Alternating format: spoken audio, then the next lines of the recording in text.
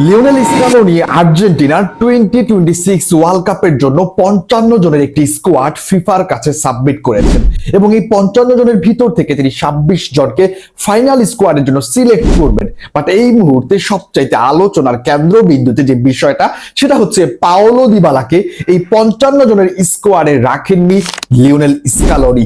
এই মুহূর্তে পাওলো দিবালাকে নিয়ে পুরো সোশ্যাল মিডিয়া জুড়ে, আপনি ফেসবুক বলুন, ইউটিউব বলুন কিংবা টুইটার বলুন, প্রত্যেকটা জায়গায় পাওলো দিবালাকে নিয়ে মানুষ প্রশ্ন তুলেছে কেন তাকে 55 জনের স্কোয়াডে রাখা হয়নি। আজকের এই ভিডিওতে আমরা পাওলো দিবালাকে কেন রাখা হয়নি, কোন জায়গায় আসলে প্রবলেমটা ছিল, পুরো বিষয়টা আপনাকে জানানোর ট্রাই করবো। সুতরাং ভিডিও শুরু করার আগে আপনাকে একটু বলে রাখছি, যদি এই মুহূর্তে আপনি আমাকে ইউটিউব কিংবা ফেসবুক থেকে দেখে থাকেন তাহলে সাবস্ক্রাইব অথবা ফলো দিয়ে রাখবেন, তা না হলে পরবর্তী ভিডিও কিংবা আপডেট আপনার হোম পেজে পৌঁছাবেন না।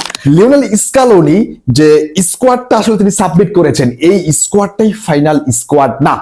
এইখান থেকে চাইলে তিনি কোনো প্লেয়ারকে বাদ দিতে পারবেন এবং এইখান থেকে চাইলে তিনি কোনো প্লেয়ারকে ওয়ার্ল্ড কাপে নিয়ে যেতে পারবেন এবং এটাও পারবেন যে এই স্কোয়াডের বাহির থেকেও তিনি কোনো প্লেয়ারকে চাইলে বিশ্বকাপের যে ফাইনাল 26 ম্যান স্কোয়াড রয়েছে সেই জায়গায় কল করতে পারবেন। সুতরাং এখনো কিন্তু একটা সুযোগ আছে পাওলো দিবালাকে কল করার। হ্যাঁ, বাট বাস্তবতা কি আমরা সেটার উপর ভিত্তি করে আজকে একটু আলোচনা করতে চাই। দেখুন, পাওলো দিবালাকে 55 জনের স্কোয়াডে ঘোষণা করা হয়নি বা এই 55 জনের ভিতর তাকে রাখা হয়নি, দ্যাটস মিন পাওলো দিবালার world cup dream is over এবং এটাই হচ্ছে বাস্তবতা। দেখেন, আমি একটা বিষয় খুবই আপসেট হয়েছি এবং হতাশায় পড়েছি, যেটা হচ্ছে আমরা সবাই জানি যে পাওলো দিবালার ইনজুরি কনসার্ন আছে, গেম টাইম পাচ্ছেন না, একটু অফ ফর্মে আছেন।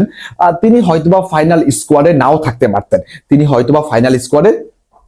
থাকতে পারতেন, এবং তিনি বিশ্বকাপে যেতেন না, এরকম একটা ধারণা কিন্তু আমরা সবাই আগে থেকে করেছিলাম। বাট তিনি যে 55 জনের স্কোয়াডে থাকবেন না, এই জিনিসটা আসলে আমরা কেউই ধারণা করতে পারি নাই। সুতরাং এই বিষয়টা নিয়ে আর্জেন্টিনার ফ্যান এবং বিশেষ করে পাওলো দিবালার যারা ফ্যান আছেন তারা প্রচুর আপসেট হয়েছেন। দেখুন, লিওনেল স্কালোনি যে কাজটা করেছেন, তিনি আসলে এই জায়গায় যাদেরকে কল করেছেন এখন পর্যন্ত তারা প্রত্যেকে কিন্তু ফিট আছেন। কিছু প্লেয়ারের ইনজুরি সংখ্যা আছে, বাট তারা ওয়ার্ল্ড কাপের আগে ফিট হয়ে যাবেন। বাট পাওলো দিবালার অবস্থাটা এমন, তার ইনজুরি প্রবলেমটা আসলে এমন, সে যে কোনো মুহূর্তে ইনজুরিতে পড়ে যেতে পারেন। আপনি একটা প্লেয়ারকে নিয়ে যদি আপনি প্ল্যান করে থাকেন যে আমি এই প্লেয়ারটাকে বিশ্বকাপে নিয়ে যাব, বাট আপনি যদি কোনো গ্রান্টেড না পান প্লেয়ারের কাছ থেকে যে তিনি আসলে ফুললি ফিট, ফুললি ইনজুরি মুক্ত, তখন আপনি কখনো ওই প্লেয়ারকে নিয়ে প্ল্যান করতে পারবেন না, ওই প্লেয়ারকে নিয়ে ওয়ার্ল্ড কাপে যেতে পারবেন না। সেই জায়গা থেকে হয়তো লিওনেল স্কালোনি পাওলো দিবালাকে কল করেন নাই 55 জনের ভিতর। বাট আমরা যারা ফ্যান আছি আমরা কিন্তু লিটারালি ভাই আপসেট হয়েছি যে কেন তাকে কল করা হলো না। আরেকটা বিষয় আপনি দেখেন, এই 55 জনের ভিতরে যদি আমি ইনজুরির সাবজেক্টটা বাদ দিয়ে কথা বলি ফর্ম নিয়ে, তাহলে কিন্তু অনেক প্লেয়ার আছে যারা অফ ফর্মে আছেন এবং তাদেরকে 55 জনের স্কোয়াডে রেখেছেন। বিশেষ করে যে দুইটা প্লেয়ারকে আমরা সবাই চিনি, স্পেশালি যদি বলি ফ্রাঙ্কো মাস্তানতুনো এবং হচ্ছেন আলেহান্দ্রো গার্নাচো, এই দুইটা প্লেয়ার যে টপ লেভেলের ফর্মে আছে এটা কিন্তু আপনি এই মুহূর্তে বলতে পারবেন না। এই দুইটা প্লেয়ারকে স্কালোনি কল করেছেন ন্যাশনাল টিমের জন্য, বাট পাওলো দিবালার মতো ট্যালেন্ট, ব্যালেন্স এবং হচ্ছে পরীক্ষিতকে তিনি কল করেন নাই।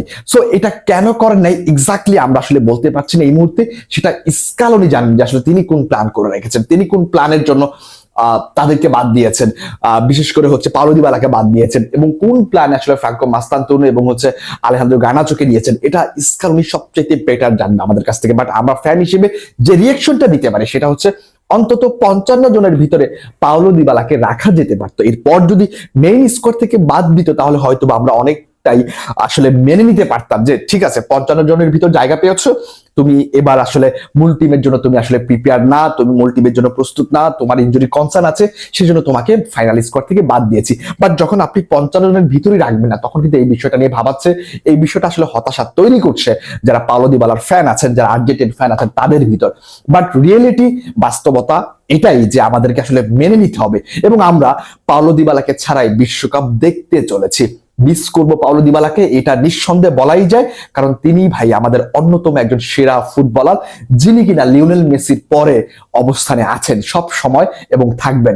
আপনি একটা জিনিস জাস্ট কল্পনা করতে পারেন, পাওলো দিবালা এমন একজন ফুটবলার যিনি আসলে লিওনেল মেসির পর সবচাইতে বেশি ফ্যান বেস তার রয়েছে, বিশেষ করে আর্জেন্টিনার সমর্থকরা লিওনেল মেসির পরে সবচাইতে বেশি আর্জেন্টিনার যে প্লেয়ারটাকে পছন্দ করে ভালোবাসে সেটা হচ্ছে পাওলো দিবালা। সুতরাং সেই পাওলো দিবালাকে ছাড়া আমরা ওয়ার্ল্ড কাপ দেখতে চলেছি।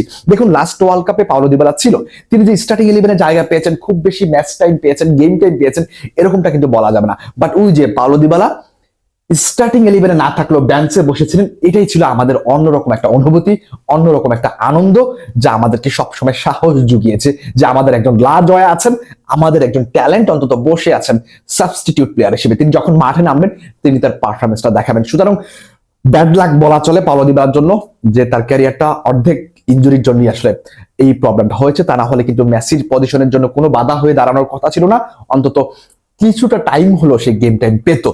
বাট আফসোস যে আমরা পাওলো দিবালাকে ছাড়া, আমি আবারও বলছি, ওয়ার্ল্ড কাপ দেখতে হচ্ছে। সবাইকে অসংখ্য ধন্যবাদ। আল্লাহ হাফেজ, আসসালামু আলাইকুম।